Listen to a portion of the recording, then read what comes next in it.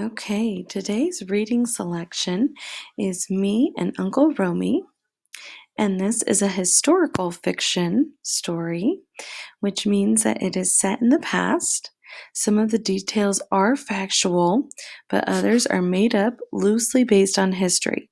So the characters are fictional, but it is the events that are happening in the story do apply to what it was like in the time that the story is set in place. So this is Me and Uncle Romie. And this is by Claire Hartfield, and the illustrations are by Jerome Laguarig. And we're focusing on the question of the week of how does city life compare to life in the country?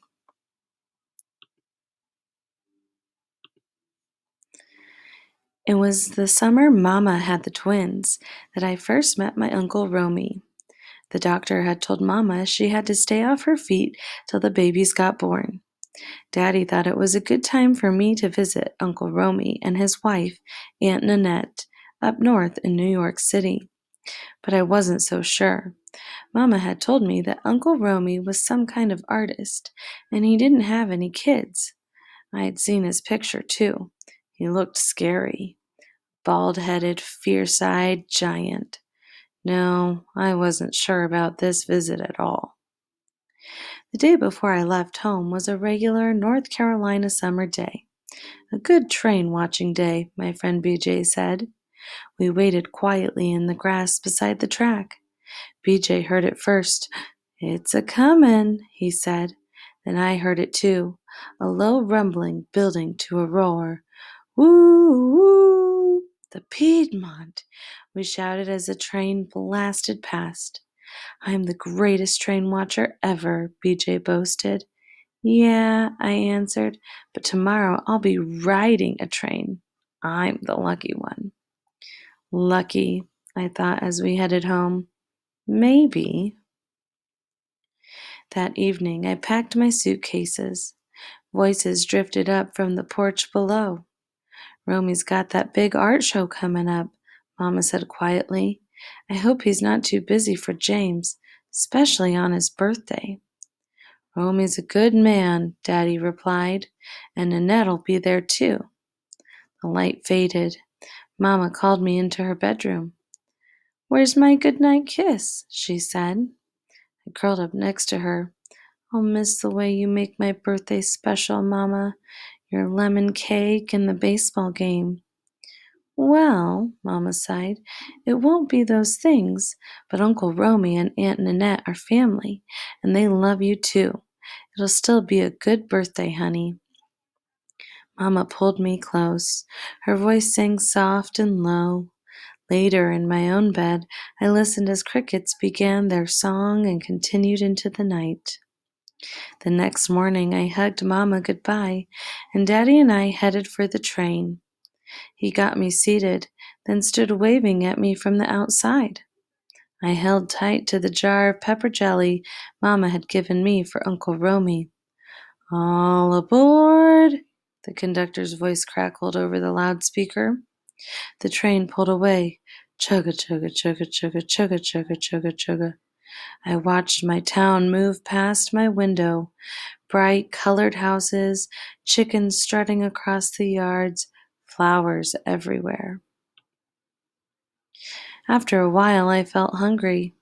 Daddy had packed me a lunch and a dinner to eat one at a time. I ate almost everything at once. Then my belly felt tight and I was kind of sleepy. I closed my eyes and dreamed about Mama and Daddy getting ready for those babies. Would they even miss me? Later, when I woke up, I ate the last bit of my dinner and thought about my birthday. Would they make my lemon cake and take me to a baseball game in New York? The sky turned from dark blue to black. I was getting sleepy all over again. "We're almost there, son," the man next to me said. Then I saw it. New York City. Buildings stretching up to the sky, so close together, not like North Carolina at all. "Penn Station, watch your step," the conductor said, helping me down to the platform. I did like Daddy said and found a spot for myself close to the train. Swarms of people rushed by. Soon I heard a silvery voice call my name. This had to be Aunt Nanette. I turned and saw her big smile reaching out to welcome me. She took my hand and guided me through the rushing crowds onto an underground train called the subway. This will take us right home, she explained. Home was like nothing I'd ever seen before. No regular houses anywhere, just big buildings and stores of all kinds. In the windows, I saw paints, fabrics, radios, and TVs. We turned into the corner building and climbed the stairs to the apartment. 5 whole flights up. Whew! I tried to catch my breath while Aunt Nanette flicked on the lights. Uncle Romie's out talking to some people about his big art show that's coming up. He'll be home soon, Aunt Nanette said. She set some milk and a plate of cookies for me on the table. Your uncle's working very hard, so we won't see much of him for a while. His workroom, we call it his studio, is in the front of our apartment. That's where he keeps all the things he needs to make his art. Doesn't he just paint? I asked. Uncle Romie is a collage artist, Aunt Nanette explained. He uses paints, yes, but also photographs, newspapers, cloth. He cuts and pastes them onto a board that makes his paintings. That sounds kind of easy, I said. Aunt Nanette laughed. Well, there's a little more to it than that, James. When you see the paintings, you'll understand. Come, let's get you to bed. Lying in the dark, I heard heavy footsteps in the hall. A giant stared at me from the doorway. Hello there, James. Uncle Romie's voice was deep and loud, like thunder. Thanks for the pepper jelly, he boomed. You have a good sleep now. Then he disappeared down the hall. The next morning, the door to Uncle Romie's studio was closed, but Aunt Nanette had plans for both of us. Today we're going to a neighborhood called Harlem, she said. It's where Uncle Romie lived as a boy. Harlem was full of people walking, working, shopping, eating. Some were watching the goings-on from fire escapes. Others were sitting out on stoops, greeting folks who passed by, just like the people back home calling out hellos from their front porches. Most everybody seemed to know Aunt Nanette. A lot of them asked after Uncle Romie, too. We bought peaches at the market, then stopped to visit a while. I watched some kids playing stickball. Go on, get in that game, Aunt Nanette said, gently pushing me over to join them. When I was all hot and sweaty, we cooled off with double chocolate scoops from the ice cream man. Later, we shared some barbecue on a rooftop way up high. I felt like I was on top of the world. As the days went by, Aunt Nanette took me all over the city. We rode a ferry boat to the Statue of Liberty, zoomed 102 floors up from the Empire State Building, window shopped the fancy stores on Fifth Avenue, gobbled hot dogs in Central Park. But it was Harlem that I liked best. I played stickball with the kids again, and on a really hot day, a whole bunch of us ran through the icy cold water that sprayed out hard from the fire hydrant. In the evenings, Aunt Nanette and I sat outside listening to the street musicians playing their saxophone songs. On rainy days, I wrote postcards and helped out around the apartment. I told Aunt Nanette about the things I liked to do back home, about baseball games, train watching, my birthday. She told me about the special Caribbean lemon and mango cake she was going to make. My Uncle Romie stayed hidden away in his studio, but I wasn't worried anymore. Aunt Nanette would make my birthday special. 4, 3, 2, 1. My birthday was almost here. And then Aunt Nanette got a phone call. An old aunt had died, James. I have to go away for her funeral, but don't worry, Uncle Romie will spend your birthday with you. It'll be just fine.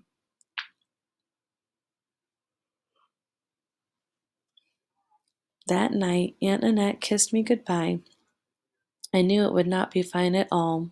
Uncle Romie didn't know about cakes or baseball games or anything except his dumb old paintings. My birthday was ruined. When the sky turned black, I tucked myself into bed. I missed Mama and Daddy so much. I listened to the birds on the rooftop. Their songs continued into the night. The next morning, everything was quiet. I crept out of bed and into the hall. For the first time, the door to Uncle Romie's studio stood wide open. What a glorious mess! There were paints and scraps all over the floor. Around the edges were huge paintings with all sorts of pieces pasted together. I saw saxophones, birds, fire escapes, and brown faces. It's Harlem, I thought. The people, the music, the rooftops, and the stoops. Looking at Uncle Romie's paintings, I could feel Harlem, its beat and bounce. Then there was one that was different, smaller. Houses, flowers, and trains. That's home, I shouted. Yep, Uncle Romie said, smiling from the doorway. That's the Carolina I remember. Mama says you visited your grandparents there most every summer when you were a kid, I said.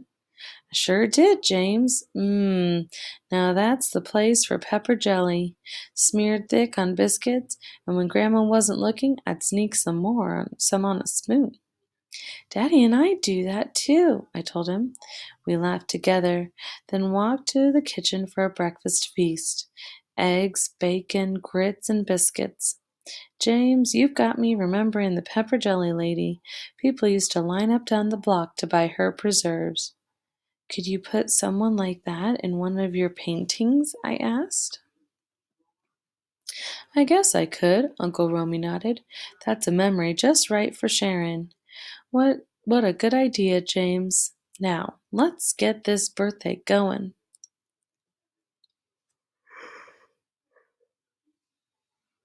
He brought out two presents from home. I tore into the packages while he got down the pepper jelly and two huge spoons. Mama and Daddy had picked out just what I wanted, a special case for my baseball cards and a model train for me to build. Pretty cool, said Uncle Romie. I used to watch the trains down in North Carolina, you know. How funny to picture big Uncle Romie lying on his belly. BJ and me have contests to see who can hear the trains first. Hey, I did that too. You know, it's a funny thing, James. People live in all sorts of different places and families, but the things we care about are pretty much the same, like favorite foods, special songs, games, stories, and like birthdays. Uncle Romie held up two tickets to a baseball game. Turns out Uncle Romie knows all about baseball. He was even a star pitcher in college. We got our mitts and set off for the game. Way up in the bleachers, we shared a bag of peanuts, cracking the shells with our teeth and keeping our mitts ready in case a home run ball came our way. That didn't happen, but we sure had fun. Aunt Nanette came home that night. She lit the candles, and we all shared my Caribbean birthday cake. After that, Uncle Romie had to work a lot again. But at the end of the day, he let me sit with him in his studio and talk. Daddy was right. Uncle Romie was a good man. The day of the big art show finally came. I watched the people laughing and talking, walking slowly around the room from painting to painting. I walked around myself listening to their conversations. Excuse me. Remember our first train ride from Chicago to New York? One lady asked her husband. The guitar playing man reminds me of my Uncle Joe, said another. all these strangers talking to each other about the families and friends and special times, and all because of how my Uncle Romie's paintings reminded them of these things. Later that night, Daddy called.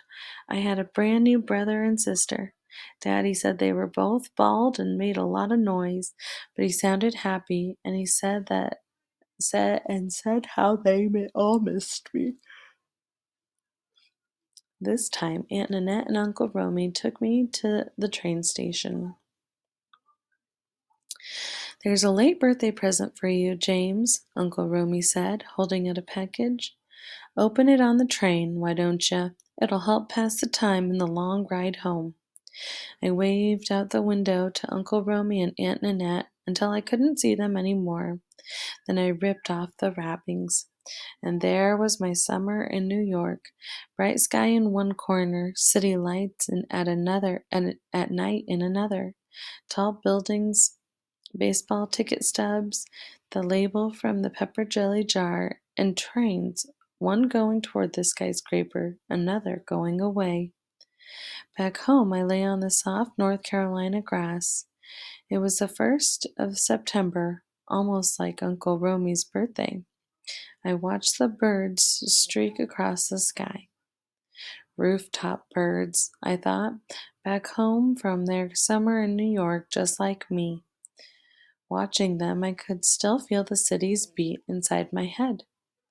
My feather, or my, A feather drifted down from the sky, and the garden tiger lilies bent in the wind, Uncle Romie's favorite flowers.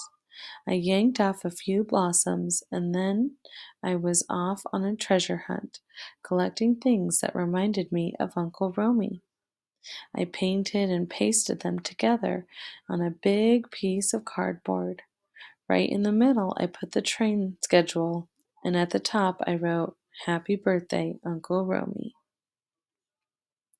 So, this book does a great job of helping us create connections to city life versus country life. So, as you listen to this story, I want you to be making connections to how is life in the city different than life in the country.